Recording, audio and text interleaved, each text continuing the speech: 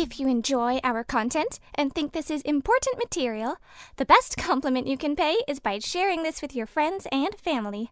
This helps us out a lot. Also, if you enjoyed today's program, please like, comment, share, and subscribe to this podcast. We would love to hear from you.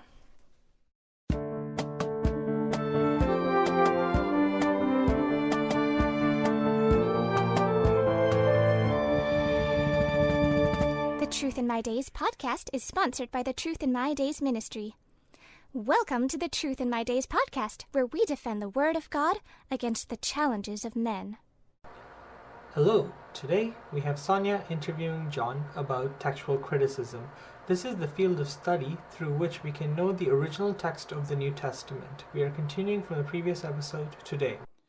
Now, let me switch tracks a bit here and talk about some more research on these. Remember I said that these rules, these canons that were made up and published in 1796 by Griesbach and continue to be followed, I mentioned that research shows that they're all wrong. Here's another one. Let's look at the supposed rule that we've just looked at. Applied, the reading that creates discrepancies with other quoted or parallel material is to be preferred. And again, that's very useful to liberal skeptics because discrepancies usually involve an error or a contradiction. Here's another rule that was proclaimed by fiat by Griesbach, and yet it's universally accepted without question. But is it true?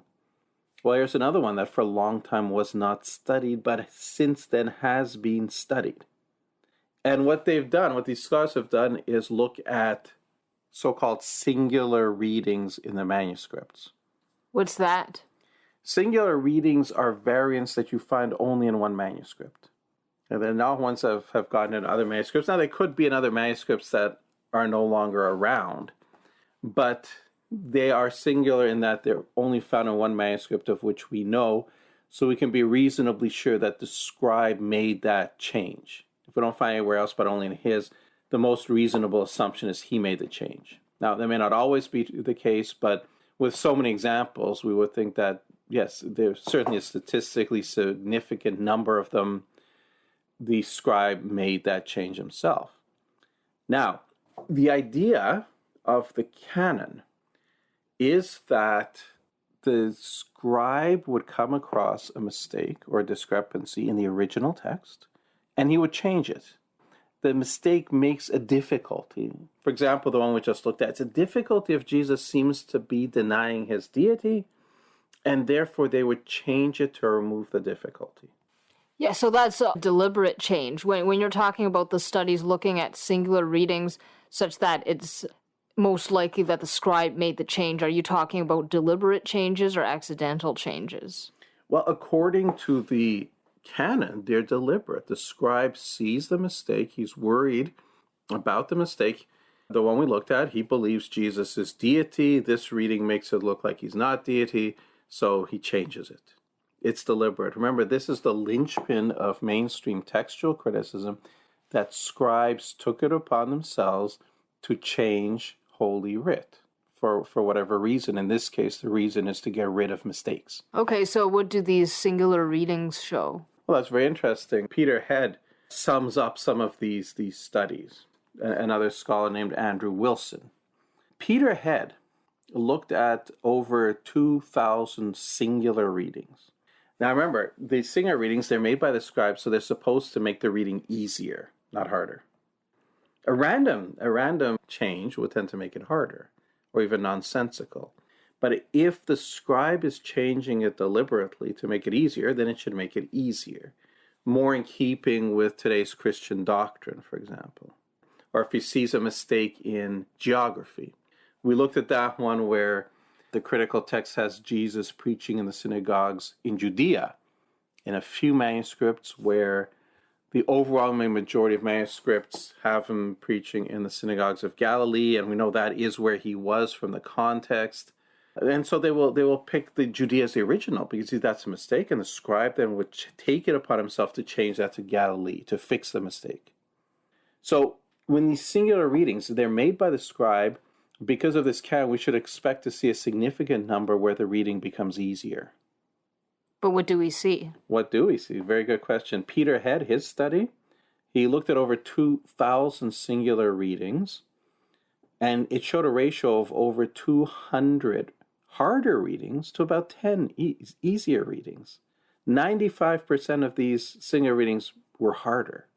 Okay? So does that mean that those were changes that were accidental? You would think they're accidental. Yes, an accidental change is like you take a computer program, you accidentally change a letter. It's not going to become a better program. It's not going to run better.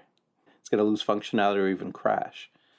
Now, Peter Head, he says the reasonable conclusion from this says those sorts of ratios to me put Lectio Difficilior, that's that canon, out of business. If scribes really change things to make it easier, you should expect the majority of changes to be to easier readings, and that's not what you find. But so if the ratio is 20-1, I suppose that means there was a rogue scribe once in a while who changed something deliberately? Or every once in a while, an accidental omission could make it easier. But that's Peter Head's study. Let's look at some of the other ones. Andrew Wilson. Andrew Wilson looked at 2,279 singular readings in 10 chapters of the New Testament. Out of the singular readings, 558 of them became nonsense readings, which means no sense, that you can't make sense of it. It either becomes a word that doesn't exist or in some other way it becomes absolute nonsense reading, and we know those are secondary. 24% were nonsense readings. 244 were harder sense readings. 606 harder style. 676 were neutral. 188 were easier style. But easier sense, which means like overall it's easier. It becomes an easier reading. 8 out of 2,279. 0.4%. And that's pretty much in keeping with the other ones. Hernandez came up with 1.2%.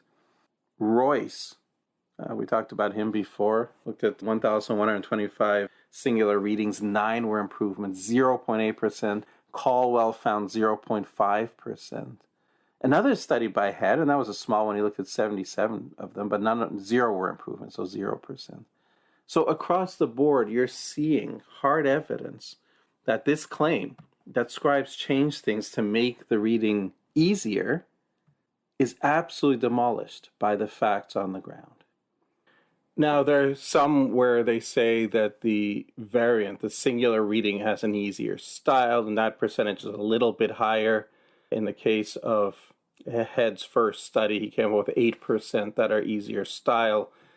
But again, that's a very small percentage, and since scribes would be very reluctant to change the text, even if they found an error, the idea that they took it upon themselves to change Holy Writ just to improve the style, it really seems to me to be a non-starter. So what we have here then is clear, actual, scientifically determined evidence that fundamental canon of textual criticism, the one followed by mainstream textual critics, is simply wrong. Scribes did not change the text to make it easier so that when we're doing textual criticism and facing two variants, we should pick the more difficult one. That's absolutely not correct. And once again, we see that when we do actual investigations, and these people tell you that textual criticism is a science, so that you have to do these kind of investigations, those canons come from the 18th century, still being followed, are wrong. Now, I'd like to read out a bit of what Andrew Wilson, who did one of these studies, has to say about this. So I'm quoting here at length from him. He says, textual critics will find these results hard to believe, accustomed as they are to the traditional preference for harder readings, and easy to ignore, because they are only the result of one study. Now, notice that was that one study, his, but we saw that there were other studies that show the same thing. So Wilson continues, but the beauty of a scientific, as opposed to speculative approach to working out what scribes tended to do, is that scientific approaches are based on experimental, that is, verifiable, repeatable, and falsifiable methods. So it is possible for anyone to pick out a chapter from the New Testament or a number of New Testament manuscripts, identify all the singular readings, and then test the singulars to see whether the scribes made the text more difficult or improved its reading. So he points out, anybody can do this. You can do that yourself. Get the manuscripts, get the transcriptions of the manuscripts, and count yourself. He goes on to say, Wilson does, now many textual critics will argue that the harder reading canon is valid, and these results are not. However, the burden of proof rests with those who claim that the canon represents reality. Are there any studies which demonstrate the validity of the harder reading canon? The answer is no. And then Wilson goes on to point out the obvious. Unless textual critics can produce actual research evidence that demonstrates the validity of the harder reading canon, why should anybody believe and prefer the harder reading? It simply will not do for textual critics to say, well, every other textual critic believes in it. Such silly claims, however, are basically all that can be mustered in defense of the canon, the rule, other than imaginative reconstructions about the way scribes behaved, that is, speculation.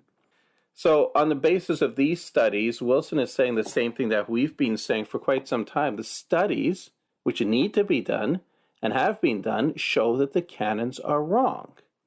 And yet they continue to be followed, and this is why we have an official, a critical text, consensus text that has errors in it, because it's based on canons that are the opposite of reality and will therefore get errors into it. Wilson says, it will not do for textual critics to say, well, every other textual critic believes in it. Well, he's right about that, but generally they don't even do that. They just go to school, they learn the canons, they're told this is reality, they don't even think to question it or need to defend it. But again, coming from the background of science, you should know you have to do that. Well, I can't help but be reminded of the theory of evolution. Yes, I agree with you on that. Same kind of thing, theory of evolution. All of the claims that propped it up initially have all been disproven, and yet it's still held on to. It's interesting, way back when I started to look into apologetics and I started looking into the theory of evolution, and I was quite shocked to see how much intellectual dishonesty there was, how much ignoring evidence, how much there was pushing an idea regardless of what the evidence actually says, and how few people actually questioned it. And I didn't think I would find a field like that, another field like that, and I did when I came to textual criticism. Same kind of thing. Canons, ideas being proposed and to be accepted just because they're proposed, they fly in the face of real evidence, and people just don't question it. But it is, as we've seen, extremely harmful. Thank you, everyone, for listening today. Unfortunately, we have run out of time, but please join us for the next part tomorrow. Same time and same place. Thank you for listening to the Truth in My Days podcast with John Torse. If you like our content, please share this information with family and friends. It helps us a lot. We also would love to hear from you. You can reach us on Facebook, Instagram, and YouTube by searching Truth in My Days as one word again. Truth in My Days as one word. No spaces in between. Or reach us by email at info@truthinmydays.com.